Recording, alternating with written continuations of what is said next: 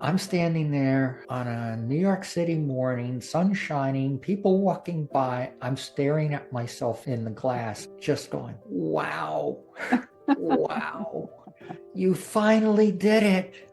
You're Amazing. finally complete. What do you really know about people who are born transgender? Have you ever met someone who's transgender? Well, if you're like me, you're curious but hesitant to ask questions. Well, welcome to Demystifying the Transgender Journey.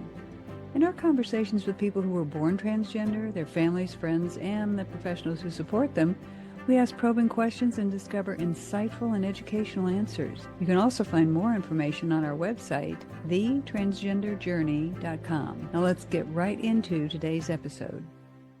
Last time on Demystifying the Transgender Journey, As a young kid, before I even came out to my parents, I knew I had to be a woman, and that was what I was. The last trip to the psychiatrist, my mother turned to me and said, okay, you have to stop insisting that you're a girl. We don't ever want to hear this again. What I found out in 2014, everything had changed in 2012.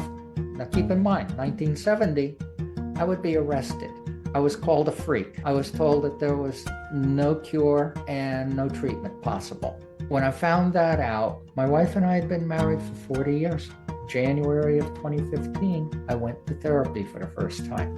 And Stephanie's sitting there with my file folder. She looks up at me and she goes, what's your name? Without even thinking, I just snapped back, Wendy. She crossed out my male facsimile's name, wrote Wendy on my file folder, and from that day forward, I was Wendy. welcome to another episode of Demystifying the Transgender Journey. I'm your host, Lynn Murphy, founder of Women Who Push the Limits and Demystifying the Transgender Journey. In our last episode, Wendy Cole shared with us what her life was like from the time she was 3 years old when she realized that she was a girl, even though she was living in a male body, until she was 67, living in her male facsimile. In that episode, she talked about her early life, her career, her education, her marriage, even with 2 children, knowing that she was really a woman. So if you haven't seen that episode or listened to that episode, be sure and tune in to get the beginning of Wendy's life up until the point that she's going to talk about now in this episode. So in today's episode, Wendy starts by talking about meeting her therapist, the one that validated who she was and saw her as her authentic self. Let's pick up where we left off last time and hear what Wendy has to share with us. I spent 45 years repressing and not knowing what was going on, if anything, in the way of my diagnosis or how people were living or whatever. It was quite eye-opening because I said I was in a dark place. Mm-hmm. Suicidal ideation is not something that is uncommon. It's not uncommon in the transgender world. It's not uncommon in the LGBT world. People that feel alone and not accepted are very likely to have suicidal ideation. That's a reality. I was there big time. 67 years old, never lived a day in my life the way I knew I was. I did look it up. I found out everything had changed. That day, it was late in the afternoon. I went upstairs to my wife, who was in our family room, and I said, remember what we talked about in 1978? It never left. And now I found out it's changed. I'm going to start therapy.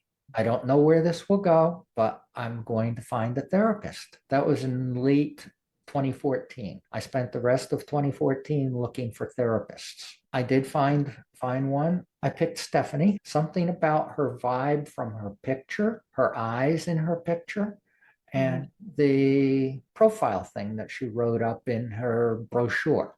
January of 2015, I went to therapy for the first time. Now, keep in mind, Lynn, she's the first person I've talked to openly about this since 1970.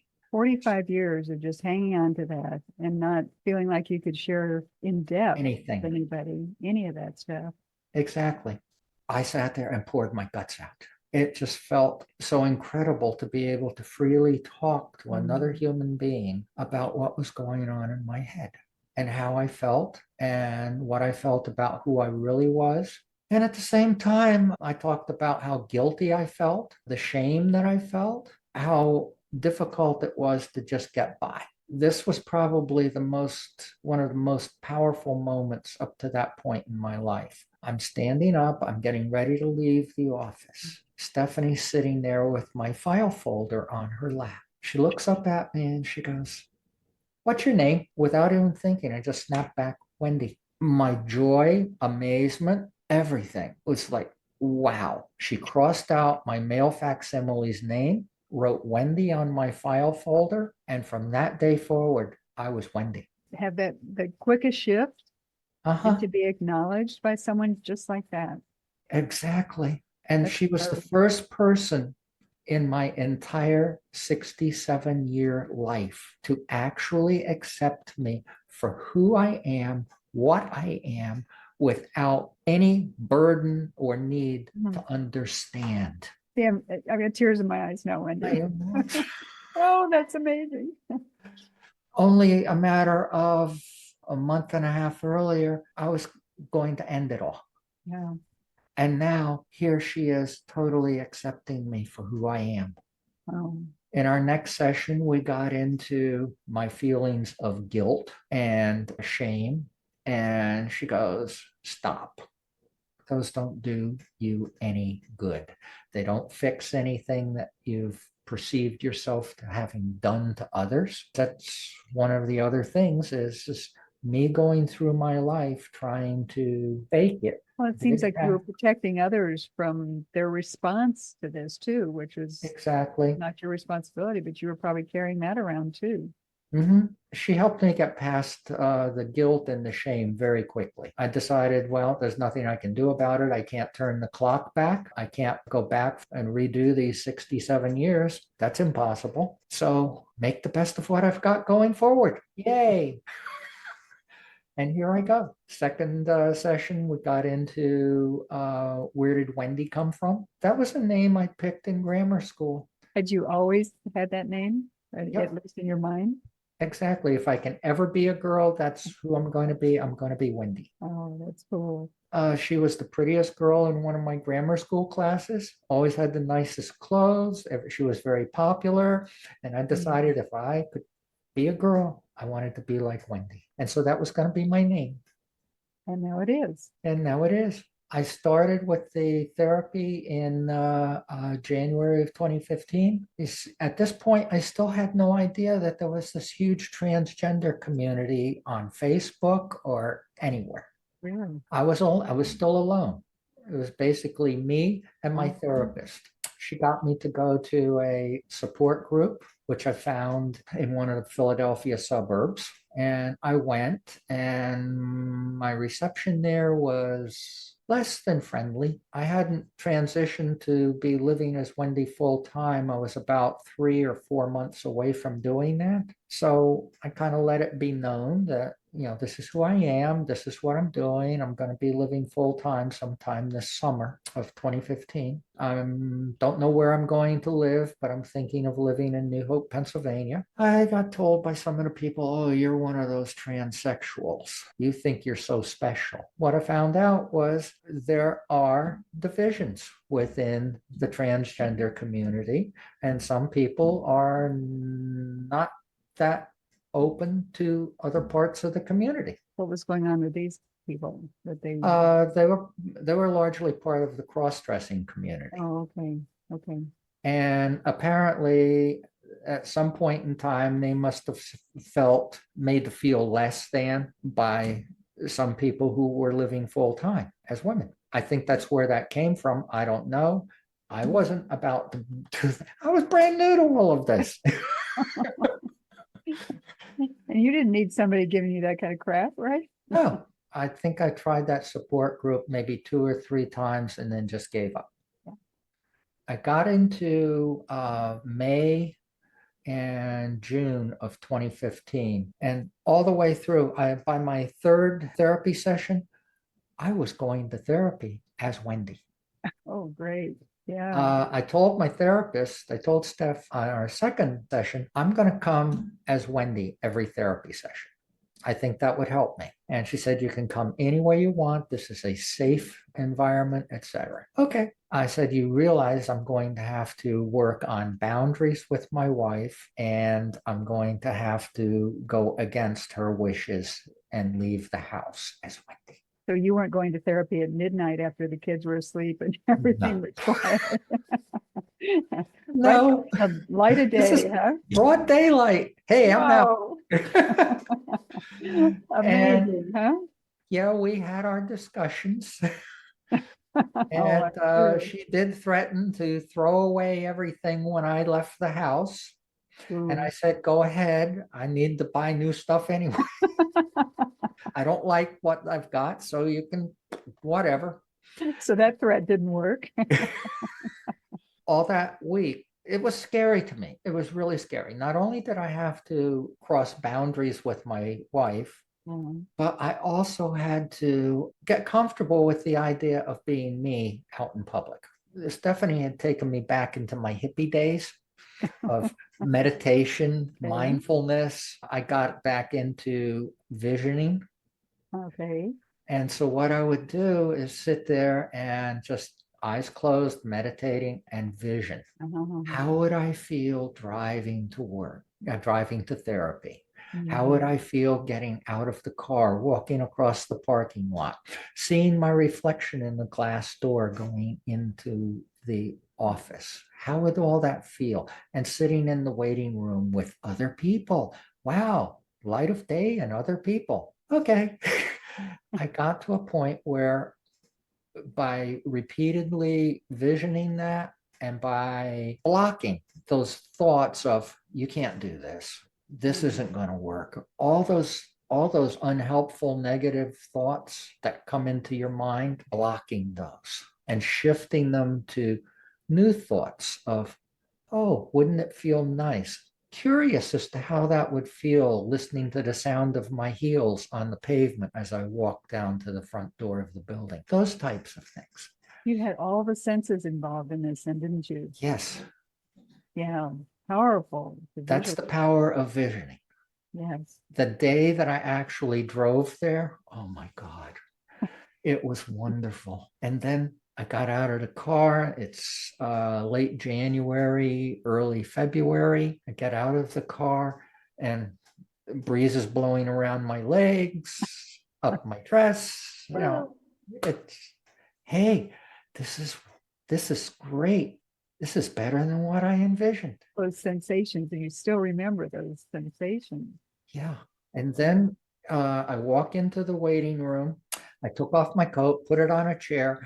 I walked into the bathroom, closed the door, locked it, and just looked at myself in the mirror and deep breathing. I walked back and checked myself out, make sure everything looks okay. I walked back out. I sat down and I look around and nobody's looking at me. Nobody's paying any attention to me. Nobody could care. You didn't have a freak sign that said on your forehead. No, there was nothing there. You were Wendy. How Exactly. cool. Stephanie came to the door to call me in from the waiting room. Big smile. I walk in. I still have a picture from that day. I gave her my camera phone, and I had her take a picture of me just to preserve that. That's It was wonderful. Every time I went to therapy, I gave myself life tests. That's what I was calling them. And one of them was, Steph, I'm going to stop for coffee on the way in. Do you want anything? I was going to stop at a Dunkin' Donuts. And that Dunkin' Donuts didn't have drive-through, and drive-through would be cheating. yes, you were really testing yourself. Yep, I got to get out. I've got to walk in, open the door, stand in line like any other woman would do. The first time I tried to do that, I couldn't.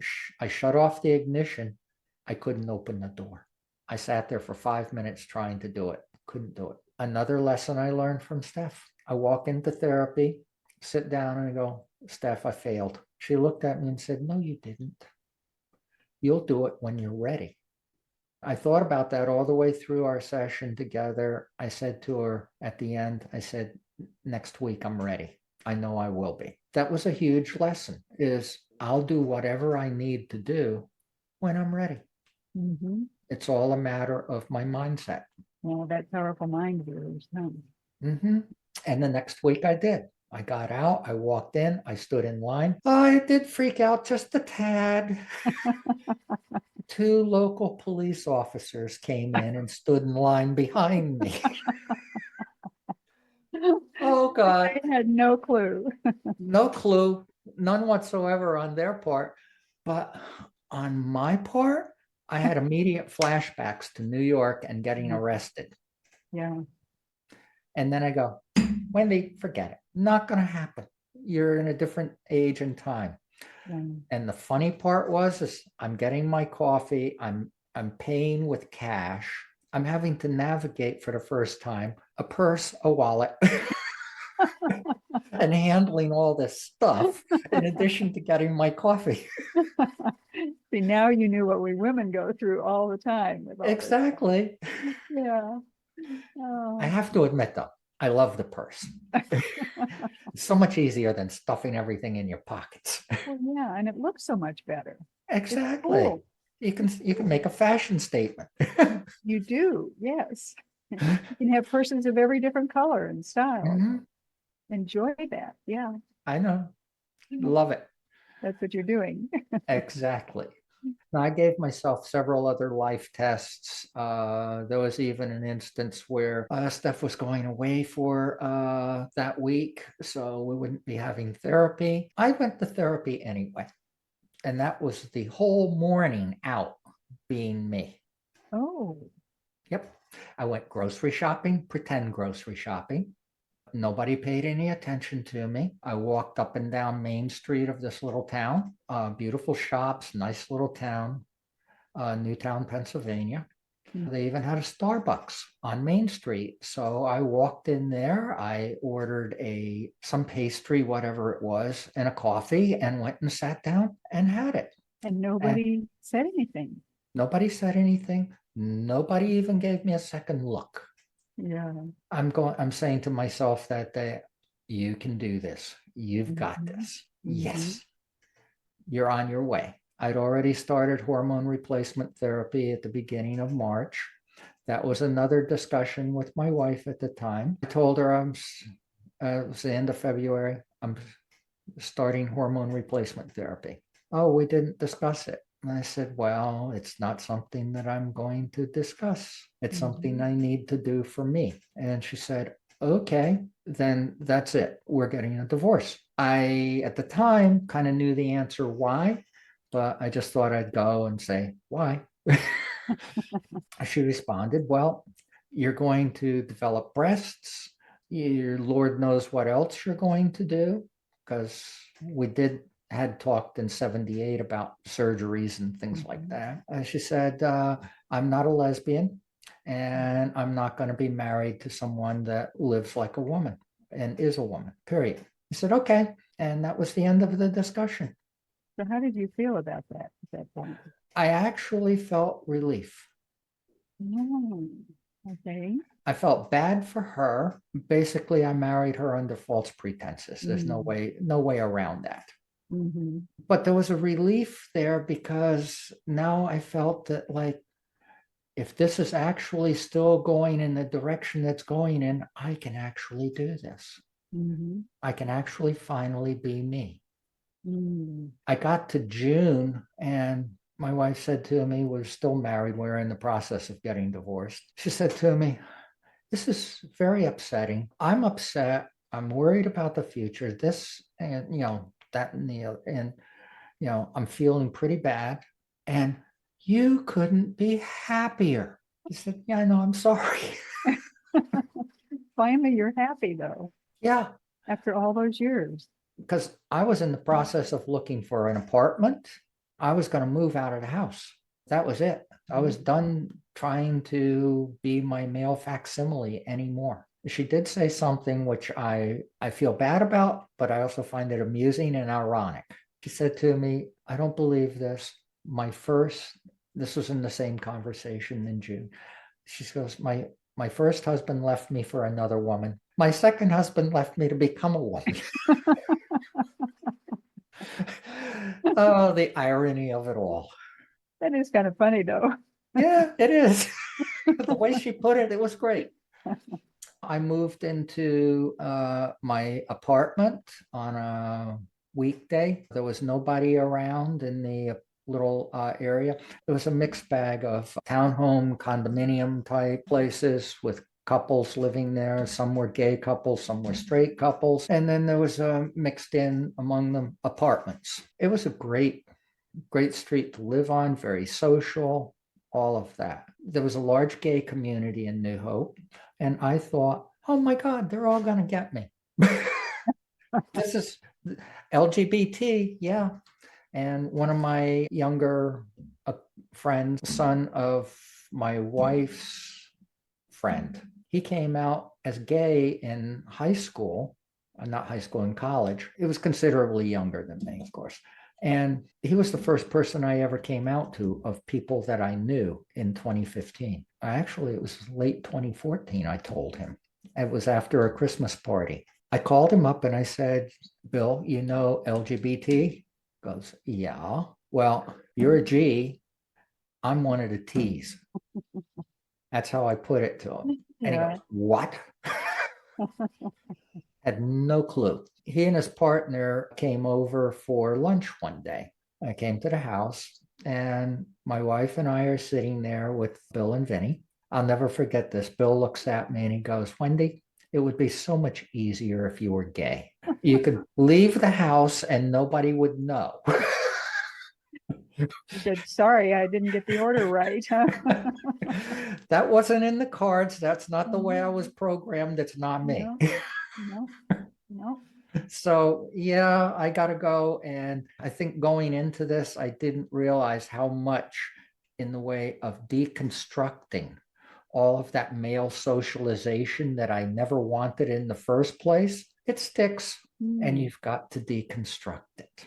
I had started working on that during my first 6 months before going full-time as Wendy. It's an ongoing process. It's an evolution. Give us an example of what you had to do to deconstruct that.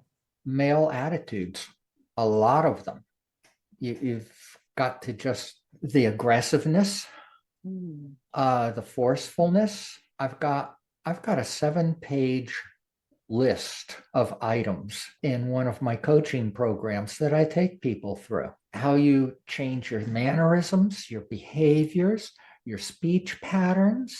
You need to work on your voice, just the way you sit, the way you carry yourself. The other thing that I came to realize was most people in everyday life, when they look at you, within 5 seconds or less, that's when they assign your gender. And they don't really call it gender. They say, that's your sex. You're a woman or you're a man. It's a very quick, very instinctive reaction. Okay. So I learned through my life practice sessions that I could do that and get by within those first 5 seconds. Now it's up to me not to confuse them. So you taught yourself these things. Yes, there was a lot involved with that. I bet. A lot of reading, a lot of studying, and becoming very, very hyper aware of my own behaviors, my own mannerisms, my own thoughts, and how I see things, and hyper aware of how other women interact and how they behave and what they do, and learn from all of that. Put that together with what feels right for me. Did you have to change attitudes, beliefs, whatever around women? Actually, yes. Majority of the time of my previous years, I did a lot to avoid really being open with women. While I was more comfortable being in the company of women, I wasn't one of them. So I was just kind of like this guy standing off to the side. Typical example, Thanksgiving, whether it was at somebody else's house or whether or not it was at my house.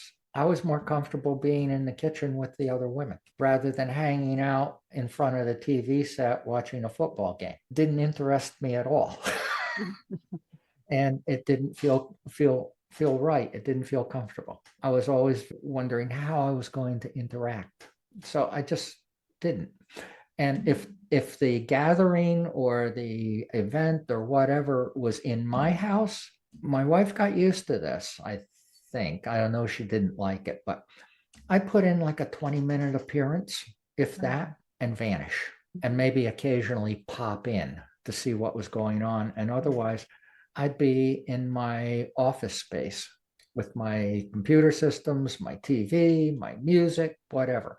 And that's where I would spend the majority of the time in any kind of social gathering. So you didn't feel like you fit in either. No, Yeah. Wendy became a social butterfly. I had a wonderful time. The first year or two of living in my first apartment was amazing.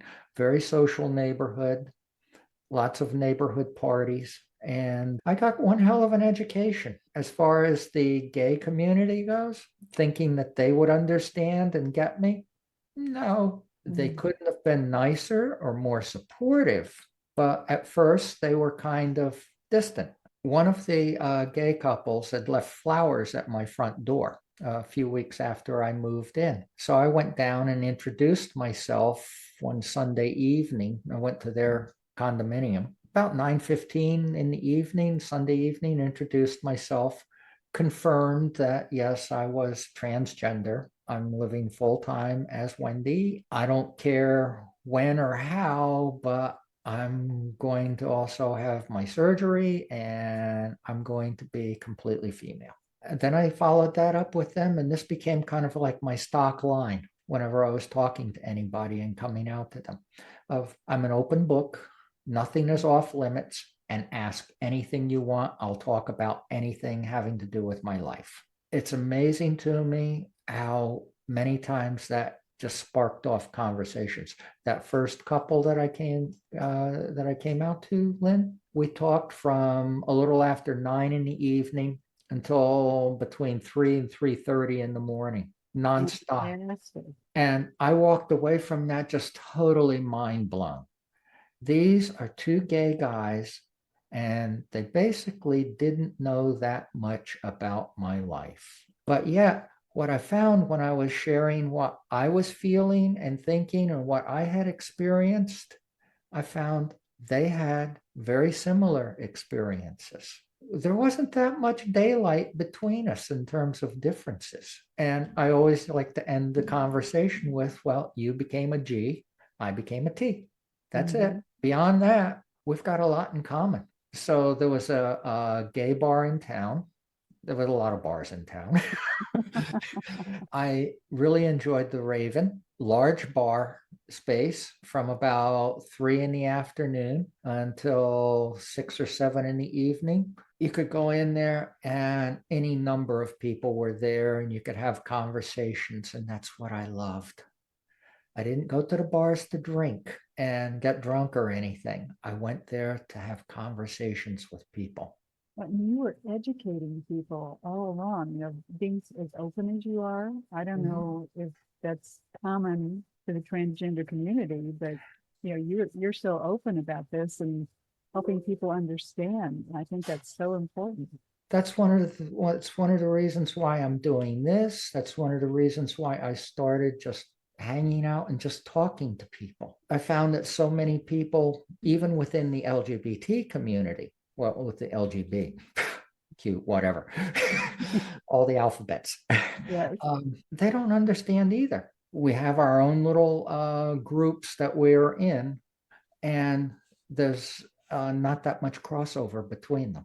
And yet you're talking about your story being so similar to the two gay guys, other than through surgery, that type of thing, but the hiding, the feeling different, the Right. insecurities, the depression, those types of things. I'm very good friends with, still very good friends with a couple there in that town, Bob and Tony. Bob confided in me about 4 or 5 years after I knew him that I didn't want to meet you. You moved into the neighborhood. People like you totally skeeved me out. Really? Yep. It was David and I think one of the other guys, Chad, who had convinced him, no, you've got to talk to Wendy. She's different. She'll talk to you about anything and everything. She'll explain things to you. You'll start to understand. You'll like her.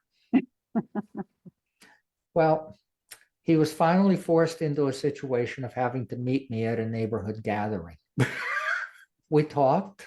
he told me, he said it kind of blew him away. I did. I answered questions. I was very open. I hid nothing. I was very open within the LGBT community and all the people in that community around me. But within the what we call the straight community or everybody else, I was pretty much living stealth. I only revealed my past when I was comfortable with the person and when I thought they might be a friend at some point soon, someone beyond the good acquaintance stage. Then I would be open with them. Are you But more open now with straight people? it depends on the circumstances.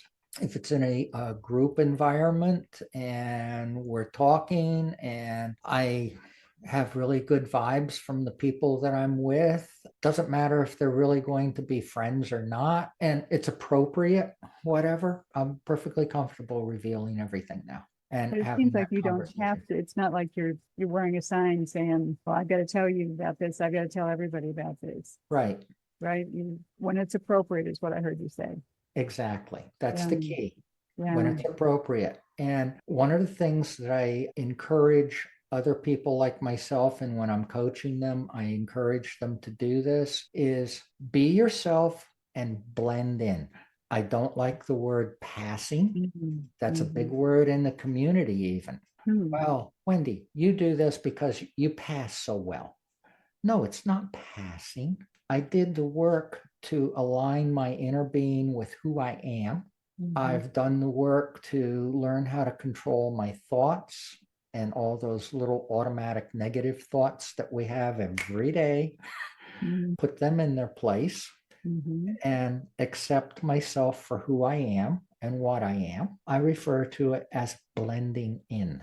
That was my goal when I started this in 2015, was if I could envision anything that would be a wonderful experience for me, it would be just blending into society as any other woman.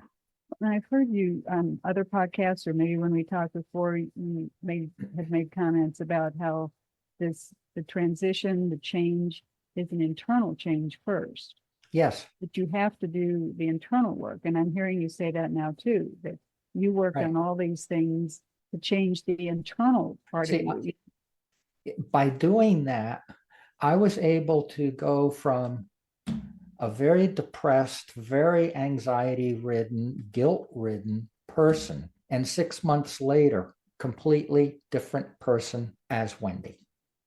I did the whole transition in 6 months, Did you really? Not the surgery, but not the surgery, but okay. I went from living as a guy to living as a woman Mm. full time in 6 months. I've had clients do it in less. See, the bottom line is if you're ready and you make a commitment to yourself that you know you need to do this, you're just scared and don't know how. Thank goodness you're doing what you're doing in your coaching program Exactly. to help people. I had a client last year. That was the way she opened up her first session with me. She said, I'm scared. I'm tired of living a lie. I have no clue what I'm doing. Now, she had been cross dressing on and off for years. She had been experimenting with it for years.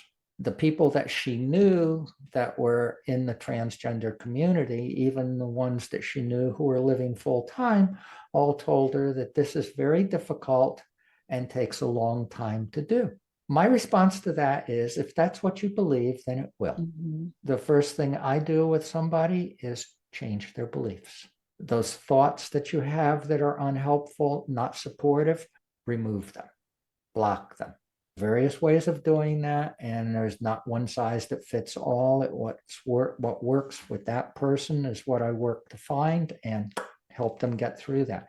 Because once they're through the process of beginning to accept themselves, self-acceptance, self-awareness, and even begin some self-love, that can happen fairly quickly. And once that starts to happen, then it's very easy to start moving forward one step at a time. Tell us the story.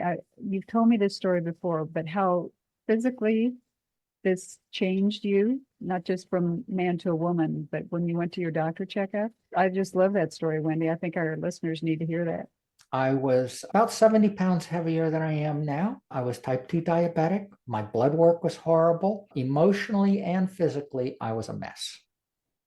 I was living in a fog on psych meds, and I was popping pills all the time for various health reasons. Once I've straightened out my whole mental process of the thoughts and the beliefs that I have, I can actually say I love myself for who I am today. All of that started to change. And it was kind of a byproduct of this. But now I know that it is our minds that can affect our health dramatically. One way or the other, we can make ourselves sick, which is what I was doing. I think if I had stayed as a guy at age 67, I don't think I would have made it to 70. Forget killing myself. I probably wouldn't have made it there. I was that unhealthy. My primary doctor is sitting there one day, it's like 3 years into this. He's looking back through my medical records and he's going, wow, I don't believe this. What's going on here? I'm taking you off your diabetic medicine. You don't need it anymore. Your blood work is coming back beautifully. There's no triglyceride problem. There's no cholesterol problem. There's nothing going on with you. What do you attribute this to? And I just looked at him and I said, well, it starts with being happy. Then consciously working on all those negative thoughts that I had throughout my entire life, learning to control them, eliminate them. You can't completely eliminate them. I'm a work in progress. And I will continue to be in a work in progress. And I've been evolving. I firmly believe that life is about possibilities and change is constant.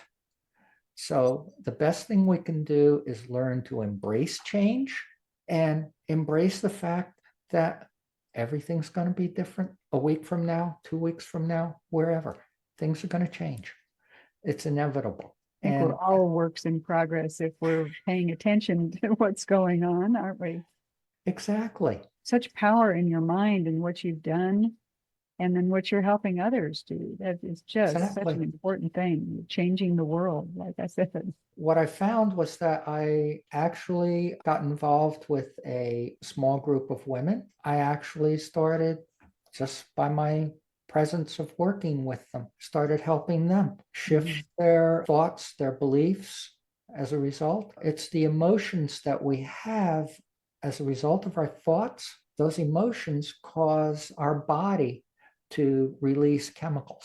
Our body is a big drug producer. The hypothalamus in our brains produces neuropeptides, which get into the bloodstream, the hormones, and everything else that our different areas of our body produces. That's the way our mind communicates with our physical body as to what we're feeling. If you're feeling anxious or scared, those thoughts that your mind has will trigger the chemical production associated with those emotions. Living with those emotions has a definite impact on your body. That's where I was getting all the type 2 diabetic stuff from, all of the blood work problems, all of that. It went away because those thoughts and those emotions stopped. That's a powerful lesson for everybody. But thank goodness you're sharing that with the transgender community. One of the things that I really do believe this, some people within the community believe that if you ask them what their identity is, they'll tell you they're transgender. If you ask me what my identity is, I'll say female, I'm a woman. And that's the thing that I'm trying to educate a lot of people within the community on, especially if you're transitioning to living full time in your authentic gender. It's a lot easier to just look at yourself as someone who was born with a condition that made you different, that you're going to change that condition to be who you've always been. As a result, I look at transgender as being how I was born. I'm not going to call it a birth defect. I'm not going to call it any of that. I'm just going to say this is how I was born. Fact. Period. How I identify is a woman and female. I won't put the word trans in front of woman and apply it to me. That's an unnecessary qualifier. To my clients, I tell them that puts way too much pressure on you. Your best, if you want to call it this, defense going into society as your true self is to just be and blend in, accept yourself for who you are, as opposed to, well, I'm a trans woman, because that automatically makes you different from the rest of the women. And that's not what we wanted to begin with. So claim your femininity, claim your gender. Exactly. Gender identity. Yeah. Exactly. And then it seems like then you're more anchored in that and not still thinking that you're transitioning or, whatever. Exactly. You've got it. So when you're describing yourself to someone who you may want to coach or talking about this, how do you say, this is who I am and this is how I can help you, or why I can help you? I've lived with this my entire life. I've done extensive reading, studying, both for my own purposes and for my coaching purposes. One of the first things that I try to tell them is that when you get to the other side of this, you're going to find joy that you never knew possible. That's what's waiting for you. And all you have to do is take the first few steps. That's why I'm here for you, to guide you, show you what I've done. Of all of that, you take from it what works for you, and I'll help you along the way. One of my clients last year, by our 6th session, she had changed her legal name and driver's license. Fabulous. And was living full time. She still had a long way to go, but she did an amazing job. She beat me. She did her surgeries during the first year. I waited till my second. So when was your surgery? 2016? 2017. 2017. Okay. I was living full time by July of 2015. I spent 2016 looking for a surgeon and going through the wait list process and everything else that goes on with that. Had surgery in August of 2017. Dr. Rachel Bluebond, NYU Medical Center. Most wonderful experience in my entire life. I literally ran through the hospital doors that morning. I was there at 5:45 in the morning to check in for surgery at 6. So I was there. And excited and ready. Oh, God, yes. 5 days in the hospital. I checked out, got home, and rested. Yeah, I'm sure it took a bit out of you. Any surgery would. And then Wednesday, I rested. Thursday, 7 days after surgery, I went into town and was walking through town and hanging out at one of the patio bars talking with friends. So you came through that pretty quickly, it sounds like. No prolonged pain after. So part of my surgery was done from the inside. Wow. They make a little slit, they inflate you, lights, action, camera, and they're off to the races inside too. So you're getting worked on the outside and on the inside. How interesting. But I think that makes a difference because they're not working blindly from the outside when they're doing stuff on the inside. I don't know. All I know too is the discharge nurse was completely blown away. She came into me and she said, "You didn't have any narcotic painkillers." No, all they gave me was Tylenol and Motrin. Granted, industrial strength, but that was it. Well, and what about your mindset too? That had a big part in this too, because I was just so ready to have this done. Yeah. I couldn't see any other thing but this. I think it was my second follow-up visit. I'm walking down 30th Street. Oh my God. Somewhere, I think it's between 5th and 6th Avenue. There's this, it's the Mall of Manhattan is inside. It's all stores in there and everything. And the whole street is black glass, highly reflective. Okay. I'm standing there on a New York City morning, sun shining, people walking by. I'm staring at myself in the glass, just going, wow, wow. You finally did it. Amazing. You're finally complete. Amazing. And Wendy, you're not necessarily working just with people who are transitioning. Right. A life transition can be any kind of significant life transition that someone's going to.